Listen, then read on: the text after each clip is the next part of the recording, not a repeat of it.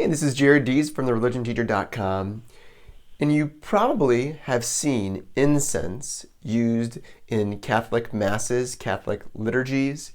And what is incense? It's that smoke, and it has a sweet smell.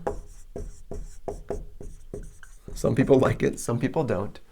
That is often used around an altar or during the gospel, during the proclamation of the word, and also towards the people, towards the congregation sitting in the church.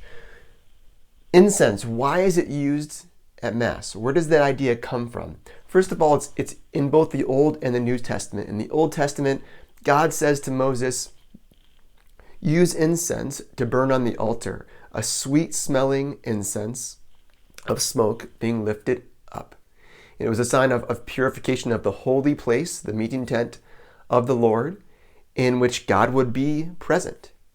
In the book of Revelation, we read about the incense that's specifically described as being the prayers lifted up of the saints. So why do we use incense? What does it mean? What does it show us when we're praying at Mass? The first one is that the smoke, which slowly flows up into the air, is a sign of our prayers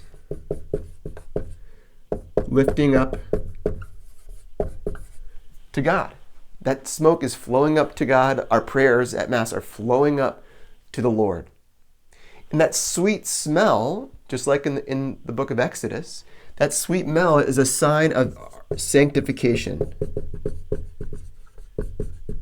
or purification. So it's recognizing that this is a holy place, a pure place in which we are praying, and that smoke fills the room. It congregates around the altar or around the Bible that we're proclaiming God's word. The prayers being lifted up, it's a sign of that sanctification, that holiness in the place that we are worshiping. And then finally, I've heard Bishop Barron say this about the smoke. It almost obscures our ability to see what's going on. And if you think about it, it adds to this ambiance of being in the presence of heaven. So it adds to our experience this mystery of heaven,